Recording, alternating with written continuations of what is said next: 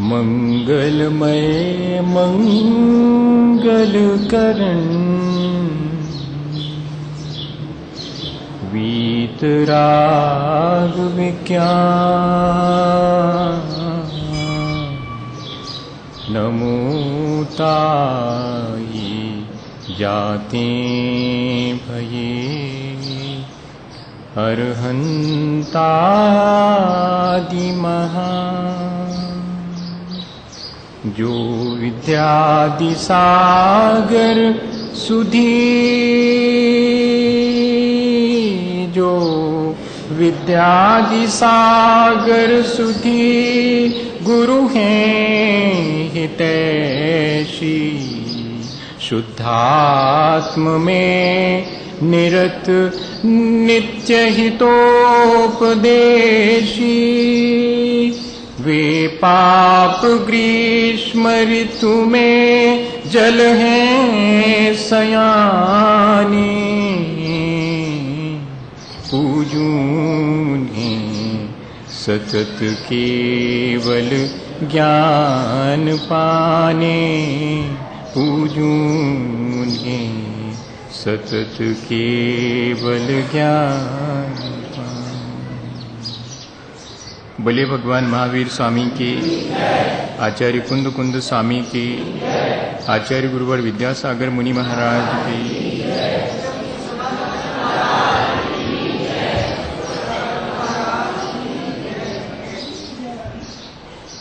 हम सभी लोगों ने विचार की एक निरंतर प्रक्रिया बहुत दिनों से शुरू कर रखी है।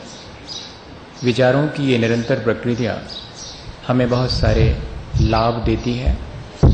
विचारों की इस निरंतर प्रक्रिया को भावना या अनुप्रेक्षा कहते हैं। इसमें हम दो काम एक साथ कर रहे हैं। एक तरफ जान भी रहे हैं, दूसरी तरफ अपने जीवन की अनुभूतियों से उस ज्ञान को जोड़ करके अपने जीवन में परिवर्तन लाने का प्रयास भी कर रहे हैं। असल में अनुप्रेक्षा भावात्मक परिवर्तन की एक प्रक्रिया है। इतना ही नहीं, वो हमारे अच्छे विचारों को सुदृढ़ बनाने की प्रक्रिया भी है। विचारों को ठीक ठीक दिशा में हम निरंतर करें तो हमारे विचारों में दृढ़ता आती है और विचारों का परिष्कार भी होता है। इस तरह अनुप्रेक्षा भावात्मक परिवर्तन, विचारों की दृढ़ता और विचारों को एक निश्चित दिशा देने और विचारों का परिमार्जन करने की प्रक्रिया है, जिसको कि हम रोज कर रहे हैं। हमने अपने जीवन की नश्वरता का भी विचार करके देखा है। हमने इस संसार में सब कुछ अशरण है और शरण की खोज हमें करनी चाहिए, ये विचार भी हमने किया है। और संसार दुखमय है, हमें इसमें भ्रमित नहीं होना चाहिए और सच्चे सुख की खोज करने के लिए कोई उपाय करना चाहिए, ऐसा विचार भी हमने किया है। हम यहाँ पर जो भी सुख दुख पाते हैं उसको हम स्वयं अकेले ही भोगते हैं। तो इस तरह हमें अपनी स्वाधीनता का विचार करना चाहिए, हमें परावलंबी प्रवृत्ति छोड़ देनी चाहिए, ये भी हमने विचार किया है। इतना ही नहीं, हमने अपनी एक अलग पहचान, अपनी आइडेंटिटी को कायम रखने के लिए भी विचार किया है। हम शरीर के साथ इतने एक में हो गए हैं कि शरीर को ही हम मैं मान करके जीने लगते हैं और ये ठीक नहीं है। हम हमारी अपनी पहचान को बनाए रखें, अपनी आइडेंटिटी को बनाए रखें। ये अन्यत्व भावना से हमने विचार करके मैसेज लिया है। शरीर अपवित्र है, मुझे जो चीज़ पवित्र है उस पवित्रता की खोज करना है। शरीर की अपवित्रता को जान करके क्या पवित्र है इस पर विचार करना चाहिए। चेतना पवित्र है, इसलिए हमें शरीर से अधिक चेतना के विकास की प्रक्रिया पर ध्यान देना चाहिए। और हम निरंतर कोई ना कोई मन वचन काया की क्रिया करते हैं, जिससे कि हमारे अच्छे बुरे संस्कार हमारे भीतर निर्मित होते हैं। क्या ऐसा संभव है कि हम अपने ज्ञान और वैराग्य के द्वारा अपने उपयोग को स्थिर करके इस अच्छे बुरे सब प्रकार के कर्मों से पार हो जाएं? ये विचार हमें, कल हमने थोड़ा सा ये विचार किया था। हमने तो विशेष रूप से ये विचार किया था कि जो भी हम मन वचन काया की क्रिया करते हैं उससे भले और बुरे दोनों तरह के संस्कार हमारे ऊपर पड़ते हैं। हमारा प्रयत्न ये होना चाहिए कि बुरे संस्कार का दबाव कम हो और भले संस्कार हमारे भीतर अधिक बढ़ें। भले संस्कारों से एक लाभ ये होता है कि हम अपने उपयोग को स्थिर करने के लिए जो ज्ञान और वैराग्य की शक्ति हमारे भीतर है उसे जागृत कर पाते हैं। जो व्यक्ति बुरे संस्कार वाला है, खोटी आदतों में पड़ा हुआ है, उसको तो वक्त ही नहीं है अपने जीवन के इस तरह ज्ञान और वैराग्य के द्वारा उपयोग को स्थिर करने का। इसलिए ज्ञान और वैराग्य की शक्ति को जागृत करके और अपने उपयोग को स्थिर करने के लिए जरूरी है कि थोड़ा सा पुण्य, थोड़े से भले संस्कार हमारे पल्ले में हों। इसके लिए हमने कल विचार किया था, लेकिन आज हम ये देखें कि क्या हम अपनी इस सामर्थ्य को और थोड़ा बढ़ा सकते हैं कि हम अपने ज्ञान और वैराग्य की शक्ति को बढ़ाकर उपयोग को स्थिर कर सकें। हमारी प्रवृत्ति धीरे धीरे करके और कम होती चली जाए। हमारे मन वचन काय की जो सक्रियता है वो निष्क्रियता में बदल जाए, ऐसा नहीं है। हमारी वो सक्रियता जो है, वो हमारी जो चंचलता है, वो स्थिरता को प्राप्त कर ले। मन वचन काय की चंचलता ही हमारे लिए इस संसार में भटकाती है, ये हमने कल विचार कर लिया है। अब हमें सिर्फ ये करना है कि उस मन वचन काय की प्रवृत्ति को ठीक इस तरह से दिशा देनी है, उसे निष्क्रिय बना देना है, अकर्मण्य हो जाना है, प्रवृत्ति शून्य हो जाना है, ऐसा नहीं है। निवृत्ति की तरफ जाने का मायना है कि प्रवृत्ति को आध्यात्म मूलक बना लेना, प्रवृत्ति इस ढंग से करना जिससे कि कर्म का बंधन ना हो। बड़ा मजा है कि कर्म भी करना और ऐसे कर्म करना जिससे कि नए कर्म ना बंधें। ये अगर हम विद्या सीख लेवें, ये आर्ट सीख लेवें अगर हम, तो शायद हम समझ पाएंगे कि वास्तव में सदगुरु देय जगाए, मोह नींद जब उपशमे, तब कछु बने उपाय, कर्म चोर आवत रुके। तब शायद ये पंक्तियां हमारे जीवन में और ठीक ठीक समझ में आ पाएंगी। थोड़ी सी हमारे भीतर ये समझ पैदा हो जाए कि मैं अपने इस मन वचन काय की चंचलता को उपशमित कर दूं, शांत कर लूं, तब जाकर के मुझे थोड़ा कुछ अपने भीतर समझ में आएगा और आने वाले जो भले बुरे संस्कार हैं उनको मैं रोक पाऊंगा। और जब भी हम इस तरह से इस प्रक्रिया को शुरू करेंगे, आप आश्चर्य करेंगे कि हमारे भीतर बहुत सारी शक्ति अपने आप स्टोर होने लगी। ठीक ऐसे ही जैसे कि पानी की धारा को ये लोग बांध बना करके चैनलाइज करके और उससे एक लाभ तो ये ले लेते हैं कि खेतों में सिंचाई हो जाती है और इतना ही नहीं, उससे बिजली भी बना लेते हैं। लेकिन उस बहते हुए पानी पर बांध बनाना आसान नहीं है, वो कोई टेक्नीशियन ही कर सकता है। ठीक इसी तरह से निरंतर कर्मों के प्रवाह पर बांध बना करके और आने वाले नए कर्मों को रोक करके उससे जो शक्ति उत्पन्न हो, उस शक्ति के द्वारा और हम अपने उपयोग को स्थिर करें, अपने उपयोग को ज्ञान और वैराग्य के द्वारा हम चैनलाइज करें, ये काम भी क्या हम कर सकते हैं? कर सकते हैं।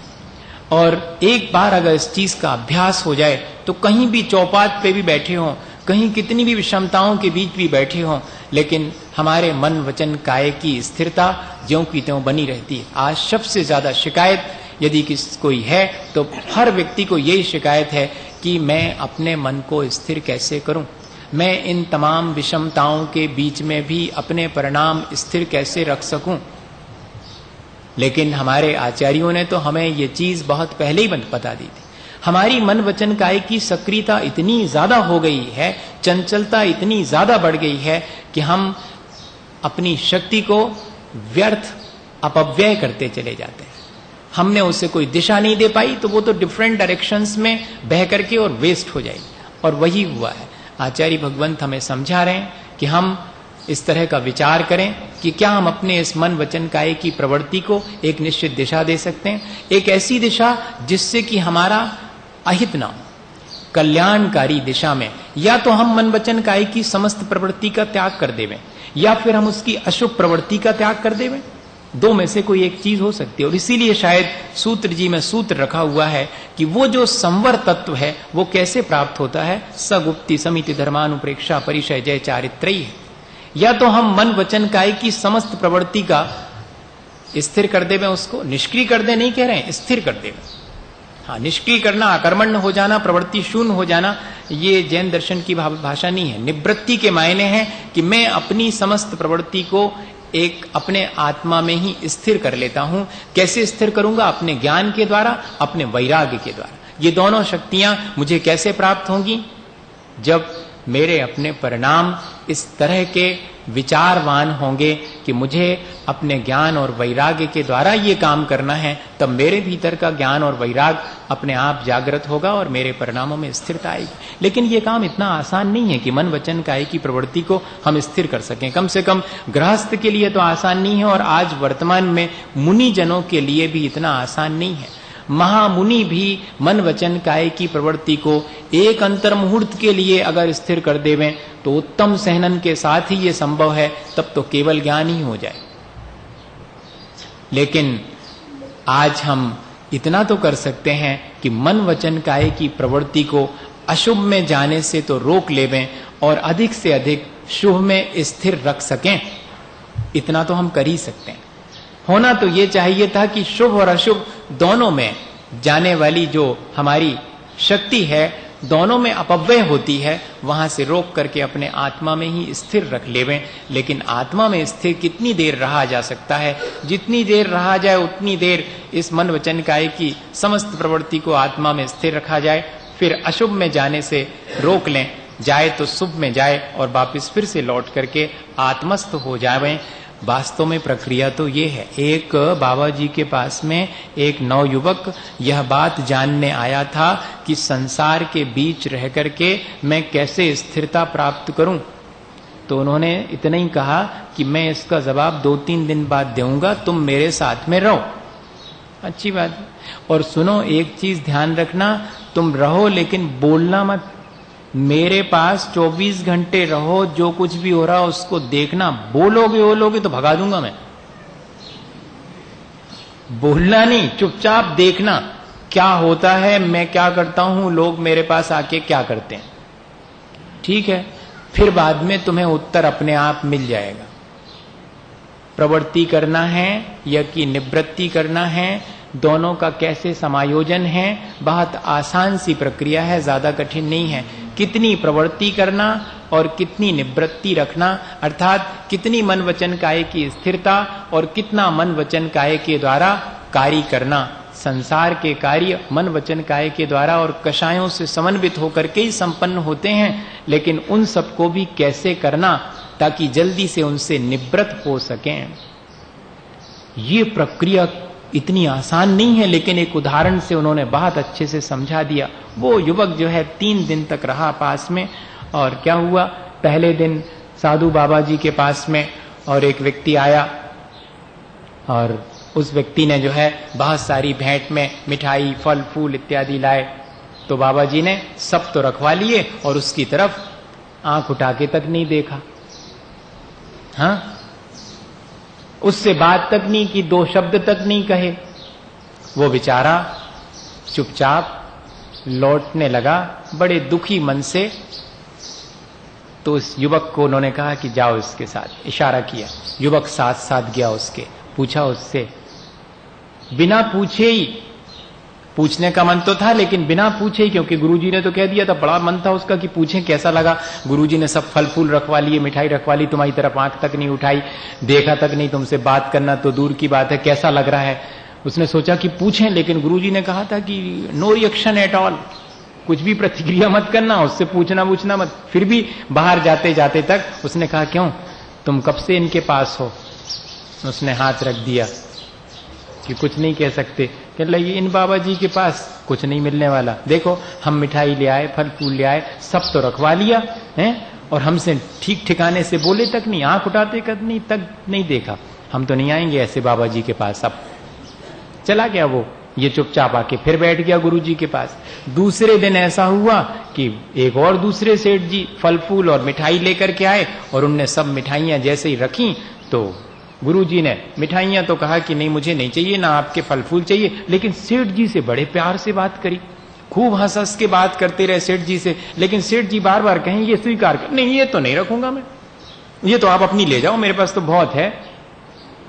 अब क्या करें वो सेठ जी, एक तरफ प्रसन्नता थी कि गुरुजी ने बात कर ली, दूसरी तरफ सब कुछ रिजेक्ट कर दिया, लेके बाहर जाने लगा तो फिर वो युवक उसके साथ हो गया। उसका फिर से मन हुआ कि पूछें इसको कैसा लगा, लेकिन बिना पूछे ही उसने कहा कि कैसे हैं तुम्हारे गुरुजी, कुछ समझ में नहीं आई इनकी प्रवृत्ति। देखो तो हमसे तो हंस हंस के बातें कर रहे थे, हमसे तो इतने प्रेम से बोल रहे थे, और सामान हमारा बिल्कुल नहीं लिया, हम तो बड़ी उससे जो है देने आए थे इनके लिए, सब रिजेक्ट कर दिया, अब तो नहीं आएंगे हम इनके पास। अच्छी बात। तीसरे दिन अभी और बाकी था, तीसरे दिन और आया एक व्यक्ति, तो अब की बार गुरुजी ने उसकी मिठाई भी स्वीकार कर ली, उससे भी बहुत अच्छे से बोले, और इतने ही नहीं, सब शिष्यों को बुला करके कहा उसमें से जो जिसको थोड़ा थोड़ा चाहिए था अपने हाथ से दे दिया, स्वयं भी उसके सामने ही खाया और उसको भी दिया कि तुम भी खाओ, और बढ़िया से बातचीत करी, सब कुछ किया। वो लौटने लगा तो युवक फिर उसके साथ हो गया। उसने कहा, युवक तुम इन गुरुजी का साथ मत छोड़ना, बहुत प्यारे गुरुजी हैं ये, देखो मेरे से कितने बढ़िया से मेरी सब कुछ बात भी स्वीकार करी, मैं जो लाया था, और मैंने सबको बांट भी दिया, उन्होंने सबका ध्यान रखा, मेरा भी ध्यान रखा। वो वापस लौट गया। युवक भी वापस जाने की तैयारी करने वाला था कि 3 दिन हो गए, लेकिन अब तो उसका मन भी बदल गया। गुरुजी ने कहा कि क्या समझे इन 3 दिनों में? उसने कहा कि मेरे समझ में तो कुछ नहीं आया, आखिरी दिन थोड़ा समझ में आया, लेकिन शुरू के 2 दिन की आपकी बात समझ में नहीं आई। बोले मैंने दोनों दिन क्या 3 दिन तुम्हें समझा दिया कि प्रवृत्ति कैसी करना और कितनी निवृत्ति करना। कुल इतनी ही बात है कि हम अपनी प्रवृत्ति को इस तरह से करें जिससे कि दूसरे का अहित ना हो और स्वयं का भी अहित ना हो। प्रवृत्ति और निवृत्ति अपने आप सध जाएगी। वो काम नहीं करना जिससे कि दूसरे को क्षति पहुंचे, ये निवृत्ति, और वो काम भी नहीं करना जिससे कि स्वयं का भी अकल्याण हो, ये निवृत्ति, और वह प्रवृत्ति करना जिससे दूसरे का भी और स्वयं का भी भला हो, जिससे एक दूसरे का कल्याण हो, म्यूचुअल बेनिफिट। ऐसा नहीं कि सिर्फ जो है हम वाणी से किसी व्यक्ति का हित करें, विचार से ना करें, शरीर से करें और वाणी से ना करें, नहीं, मन वचन काया तीनों के द्वारा हमारी प्रवृत्ति अगर हो तो दूसरे के हित में हो और अपने हित में हो, इतना ही ध्यान रखें। यही प्रवृत्ति और निवृत्ति के बीच का समायोजन है, इतने आसानी से। और हमें ये बात आचार्य भगवंतों ने बता दी। अगर हमसे ऐसी उपयोग की स्थिरता नहीं बनती है, पहले नंबर तो उपयोग को स्थिर करने का ही प्रयत्न करना, सुबह शाम बैठ करके निरंतर।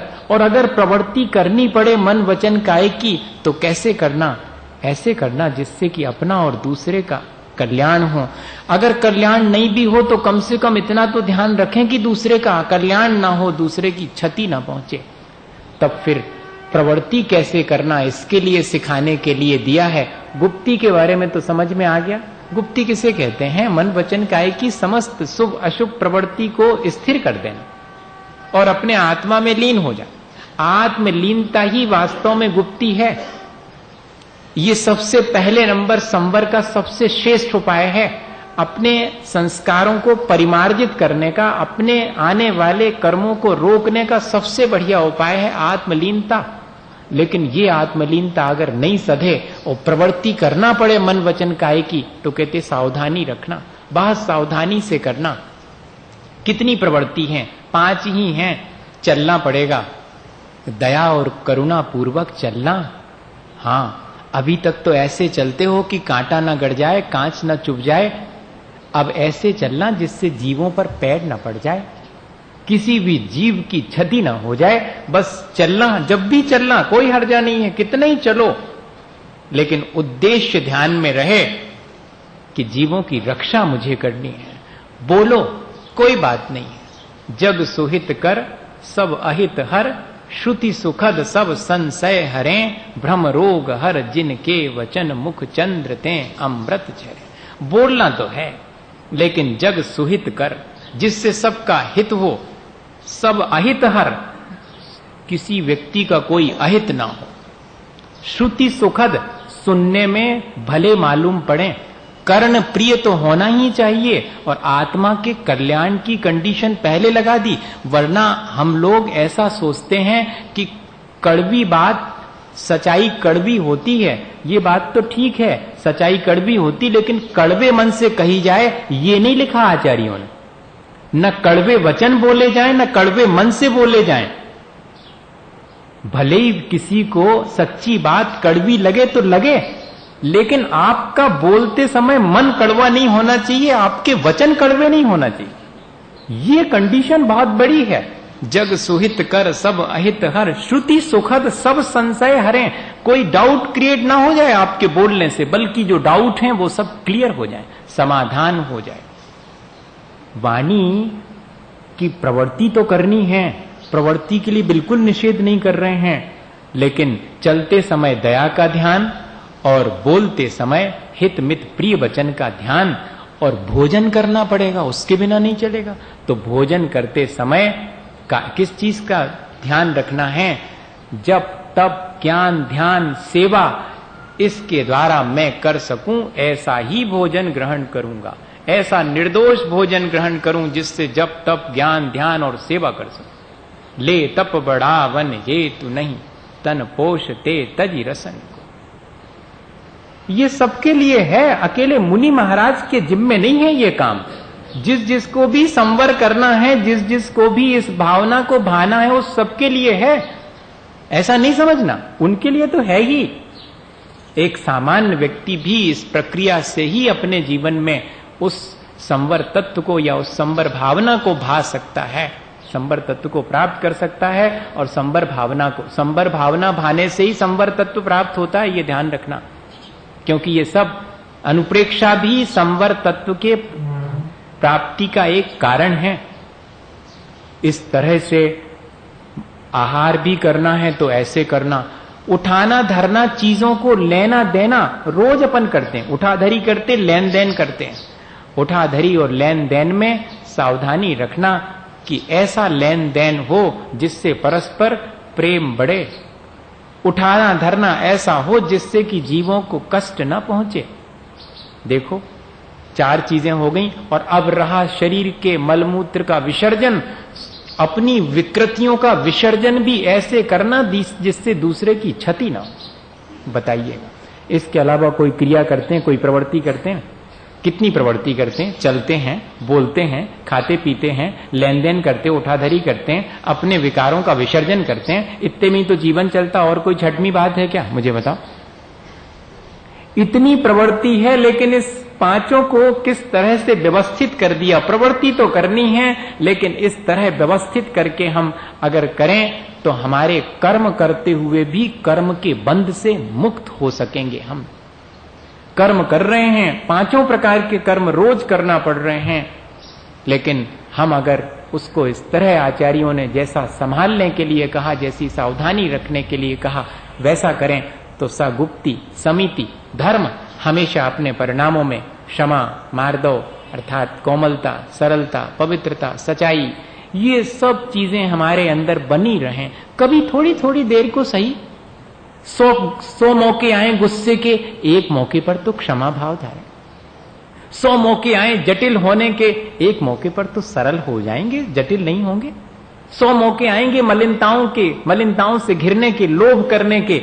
लोभ ही घेरता है मलिनताओं से, और कुछ नहीं घेरता। इसलिए उस समय में अपनी पवित्रता को धारण करे रखूंगा, लोभ नहीं करूंगा। लोभ नहीं करना ही पवित्रता है।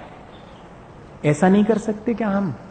100 मौके आएंगे सच्चाई को इग्नोर करने के, 100 मौके अपने जीवन में रखने के, एक आध मौके पर तो थोड़ा बहुत छोड़ देंगे, थोड़ा त्याग कर देंगे, थोड़ी सी तपस्या करेंगे, थोड़ा सा प्राणी मात्र के प्रति अच्छा भाव रखेंगे, थोड़ा सा संग्रह करने की प्रवृत्ति को कम कर लेंगे किसी दिन। क्या ऐसे हम 10 धर्मों को थोड़ा थोड़ा पालन नहीं कर सकते हैं? बहुत आसानी से। इसलिए लिखा उसके बाद की समिति धर्म अनुप्रेक्षा। अनुप्रेक्षा तो हम विचार रोज कर ही रहे हैं।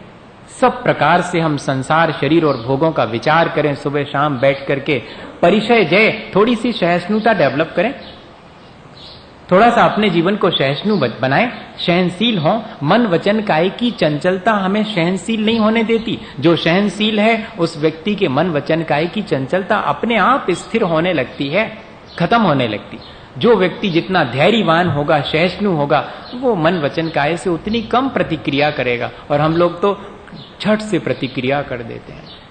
प्रतिक्रिया से बचना, प्रतिक्रिया करना भी तो पॉजिटिव करना, करनी तो पड़ेगी प्रतिक्रिया, लेकिन पॉजिटिव करना, जहां तक हो सके प्रतिक्रिया नहीं करना, सहिष्णुता डेवलप करना। क्या हुआ था एक बार, बुद्ध के बारे में आता है, वो कहीं से चले जा रहे थे तो एक गांव से गए तो वहां पर लोगों ने खूब बंधन बारे बांधे और खूब सजाया और उनकी बहुत आवभगत करी और खूब उनको मिठाइयाँ और बढ़िया बढ़िया चीजें दी। लेकिन अब उनको तो कुछ चाहिए नहीं था, तो उन्होंने सबको हाथ जोड़े और जय जिनेंद्र कही कि भाई हमको कुछ नहीं चाहिए। तो सब लोग ने अपना अपना ज्यों कहते हैं वापस ले गए, अपना रख लिया। लेकिन एक गांव में पहुंचे तो वहां के लोग पता नहीं किस तरह के थे, उनके बारे में शायद अच्छा वहां पर मैसेज नहीं किया होगा, कैसे ये साधु हैं और ऐसे चले आए, भीख मांगते हैं, ये खूब जोड़ जोड़ के रख लेते हैं, पाखंडी होते हैं, फलाना, ऐसा उनको मालूम होगा। तो उन्होंने गालियां देना शुरू कर दी, वहां पर खूब गालियां दी। अब जितने भी भिक्षु थे वो तो बड़े हड़बड़ाए। बुद्ध तो शांत, जैसे पहले तो मुस्करा रहे थे वैसे अभी भी मुस्करा रहे थे। बाकी सब उनके चेले चपाटी जितने थे हड़बड़ाए वो। सबके मन वचन काया की चंचलता सामने आने लगी। जो बड़े बिल्कुल शांत बनते थे, विपरीतता आने पर मालूम पड़ता है कि मन वचन काया की स्थिरता कितनी सदी है कि नहीं सदी है। हाँ, नहीं तो सब अपने अनुकूल चल रहा हो तो बिल्कुल ऐसा लगता कि इससे ज्यादा कोई भी बढ़िया नहीं है, सज्जन नहीं है। विपरीतता आने पर भी वो सज्जनता बरकरार रहे, वो सहिष्णुता बरकरार रहे, तब तो अपन ने समझ लो कि कुछ कर लिया अपने भीतर। अब कर्मों के आगमन के द्वार को रोक दिया है अब अपन ने। मानिएगा उस दिन अपन सफल माने जाएंगे। और आनंद ने तो धीरे से कहा कि भगवान यदि आप आज्ञा करें तो इन सबको ठीक कर दूं, इन सबको बता दूं कि आप कैसे हैं। अरे बुद्ध ने कहा कि इसमें बताने की क्या आवश्यकता है, वो तो जीवन से स्वयं ही प्रदर्शित होना चाहिए। मैं ऐसा हूं, मैं ऐसा हूं, मैं ऐसा हूं, ऐसा बताते फिरूं, किसी को नहीं मालूम पड़ने वाला। और मैं जैसा हूं वैसा रहूं, सबको मालूम पड़ जाएगा कि मैं कैसा हूं। बताने की क्या आवश्यकता। गांधी जी से पूछा जाता था कि आपकी फिलॉसफी क्या है, तो कहते मेरा जीवन ही मेरा दर्शन है। मेरे जीवन से जो फलसफा, जो फिलॉसफी सीखना चाहो सीख लो, मेरा जीवन ही दर्शन है। मुझे कुछ अलग से आपको बताने की आवश्यकता ही नहीं है। अब बड़े आश्चर्य में कि कुछ भी नहीं कह रहे हैं, लेकिन शिष्यों को समाधान नहीं हुआ तो बैठ गए एक पेड़ के नीचे बुद्ध, और शिष्य उनको घेर करके बैठे हैं। भिक्षुओं सुनो, पिछले वाले गांव में जब लोग अपने पास मिठाई देने आए थे और बड़ी प्यारी प्यारी बातें कर रहे थे, क्या हमने उनकी मिठाइयां स्वीकार करी थी? नहीं भगवान, हमें कोई आवश्यकता ही नहीं थी। तो फिर बताओ, वे मिठाइयां वे लोग वापस ले गए थे? हाँ, वो तो वापस ले गए थे। बहुत अच्छा। इस गांव में जहां से अपन गुजरे वहां पर लोगों ने अपन को गालियां दी, भर भर के थालियां, वे गालियों की थालियां भर भर के लाए और उन्होंने हमें भेंट की, हमने नहीं ली। बताओ भिक्षुओं, उनका क्या हुआ होगा? अरे वे तो उनको वापस ही ले जाना पड़ी होंगी। बस, कोई ने अगर हमको गाली दी है, हमने अगर स्वीकार कर ली, स्वीकार कैसे करते हैं? रिएक्शन करके स्वीकार करते हैं। और क्या, रिएक्शन करना ही स्वीकृति है। वरना तो हमने आपकी गाली को कोई महत्व ही नहीं दिया, हमने सुना अनसुना कर दिया आपकी गाली आपके पास।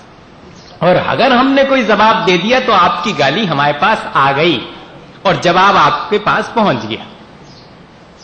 इतनी सीधी सी प्रक्रिया है सहिष्णुता के लिए, लेकिन बहुत कठिन है भैया। पूरी जिंदगी लग जाएगी, पूरी 1 मिनट में नहीं आने वाली। अभी बाहर निकलेंगे और गायब। हाँ, क्योंकि संस्कार ही नहीं है, डालना पड़ेगा। उसी के लिए तो बैठे हैं यहां पर। काय को बैठे हुए हैं? कोई सब बढ़िया सहिष्णु लोग थोड़ी बैठे हैं यहां पर। हाँ, सब बिल्कुल भगवान बने लोग थोड़ी हैं, भगवान बनने की प्रक्रिया में हैं। इसलिए घबराने जैसी कोई चीज नहीं है कि अरे ये बड़ी बड़ी बातें हैं। बड़ी नहीं है, ये हमारे भीतर आ सकती हैं, हम अभ्यास करें तो। इतना विश्वास जागृत करने के लिए बैठे हैं हम रोज रोज।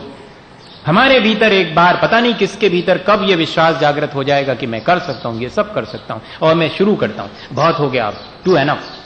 ऐसा मन में आ जाए कि बहुत बहुत लापरवाही से जी लिया, अब नहीं जीऊंगा, अब तो मैं शुरू करता हूं, आज शाम से बैठूंगा और देखूंगा कि ये सब क्वालिटीज मेरे भीतर क्यों नहीं है, ये इतनी डिस्क्वालिटीज आ कैसे गई मेरे भीतर, मैं नहीं चाहता कि ये सब डिस्क्वालिटीज मेरे भीतर रहें। ऐसा अगर एक बार तय कर लेंगे, तय करना पड़ेगा खुद को, इंडिविजुअल, अपने अपने को। मेरे तय करने से आपके जीवन में कुछ तय नहीं होने वाला, मेरे जीवन का मुझे तय करना पड़ेगा, आपका आपको। एक बार हम ये सोच लें, ये सहिष्णुता, इसी को बोलते हैं परिचय विजय। वो टेक्निकल शब्द है परिचय विजय, लेकिन हम अपने अपने शब्दों में समझें कि हमें सहिष्णुता आ गई। विपरीत परिस्थितियों में भी मैं सुविधा नहीं खोजता हूं, बल्कि उस बीच में और शांत रहना सीखता हूं। गर्मी लगने पर मैं पंखे की सुविधा नहीं चाहता हूं, मैं अपने भीतर ऐसी ठंडक पैदा कर लेता हूं जिससे कि मुझे कोई गर्मी का एहसास ना हो। ठंड आने पर मैं हीटर का मोहताज नहीं होता हूं, बल्कि ठंड आने पर मैं धरती कंबला, मैं अपने धैर्य रूपी कंबल को ओढ़ करके कोने में बैठ जाता हूं। ऐसा अभ्यास करके तो देखें अपन, उसका आनंद भी तो लेके देखें। एक दिन को सही, एक घंटे को सही, आधे घंटे को सही, कभी तो इस तरह का प्रयास करके देखें कि हम क्या ऐसा कर सकते हैं, कर सकते हैं। उस समय हमारे आत्मा की वो अनंत शक्ति जागृत हो जाएगी, वही ज्ञान और वैराग्य की शक्ति जागृत हो। और फिर कहते चारित्रैः, एक और बाकी बचा। चारित्र के मायने क्या है? असुहादो विनिवित्ति सुहे पवित्ति यजान चारित्रम। या कि दूसरी परिभाषा छह ढाला में देखो एकदम याद नहीं आ रहा, एक ही शब्द है उसमें।